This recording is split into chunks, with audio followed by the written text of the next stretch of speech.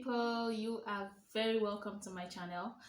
I am Amalie, and today I am going to share my pregnancy experience in bracket symptoms from the first to the third trimester.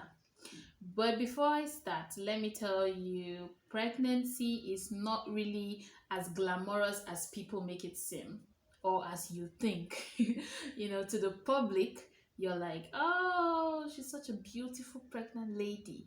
But to you, in your private space, you're going through hell. Now, let's talk about the hell part.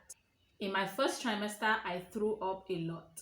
The nauseous feeling thing was really, really terrible. It was bad. I couldn't drink water without throwing up. Except that water was cold. Talk more food. Oh, anything that just goes into my mouth, I threw it out. So it was a very sicky period for me. The morning sickness happened at odd times of the day. By the name, you would think it's only in the morning. No, it happens 5 p.m., happens 7, it can happen by 12 noon, it can happen by in the morning. You just wake up and you're not feeling yourself. So it was happening odd times of the day, and I was sicky a lot. So it was a very terrible first trimester for me. But thank goodness everything ended in my 3rd month. It didn't cross over to the 4th month. My 2nd trimester was smooth. It was almost as if I wasn't pregnant. I was still me in my activities and in strength. But then I began to notice my skin, especially my tummy, getting darker. It was black in my 3rd trimester. So also my hair wasn't doing very well. I remember I even felt like cutting it at some point, but my mom advised against it. So I couldn't cut it. My hair was breaking a lot and I found it very difficult to comb also. I craved lots of meat. I could eat like 5 big pieces of meat in a meal. Meat was my biggest cravings. Yeah. And also I added so much weight at once.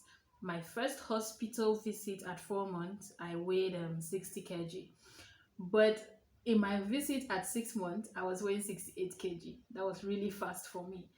And exercise was the last on my list. I was like, oh, I'm going to exercise. I'm going to be keeping, to keep fit and all that. But I never did that. I never did. I think that is one of the most difficult decision for anybody to make. I didn't do it. I didn't do it till I gave birth. So yeah. And also because I stand a lot. I stand a lot in cutting clothes, making dresses. I developed spider veins. Small greenish veins at the back of my leg. It started coming out, and I also had stretch marks coming out from my waist here. Very little stretch marks. I've never had them, but they came out as a result of the pregnancy, so I didn't have any on my tummy at all. So in my 3rd trimester, I started snoring. Yes. And it was so loud, you could hear me from the next room. Yeah, but it disappeared. It disappeared after I gave birth to my baby. Everything actually disappears with pregnancy. Once the pregnancy is gone, everything that came with it also goes. The veins, the stretch marks, they left within weeks of after giving birth. So whatever comes with it definitely goes with it. So don't be scared. Okay, so I could also feel my baby movement more often in my 3rd trimester. I could feel it. Actually, that's a very big sign that you're pregnant with a baby, a human being for that matter. So I could feel the movement and I could even see it all of the time. Also, I peed a lot of times. I went to places like church late, so I don't start looking for the restroom to ease myself. Yeah, so in a day I could pee like 50 times. Yeah. And another thing was I couldn't sleep. Sleep left me most of the night. I just stayed awake. So the best way I entertained myself was looking at my baby's clothes, the things I got for him, his clothes, everything I had bought. I'll just be admiring them. Sleep was really, really expensive. Also, I got restless. I could just move somewhere without a reason. But in my head I want to get something, but I get there and come back with nothing. So I got restless a lot of times. Another thing I experienced in my 3rd trimester was evil thoughts. I got a lot worried about life, my life, and the life of my baby. I was so scared.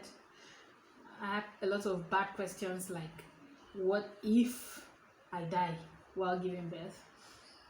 What if my baby comes out not completely formed?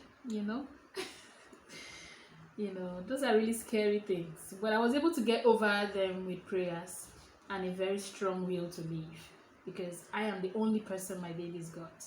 So I had to stay alive for him. I had to live for my baby. So that is it. Those are the feelings that I wish and I do not wish to have again. So see you in my next video. Thanks so much for watching. I am Amalie. Subscribe to my channel if you're new and just follow up. Thank you guys. Bye.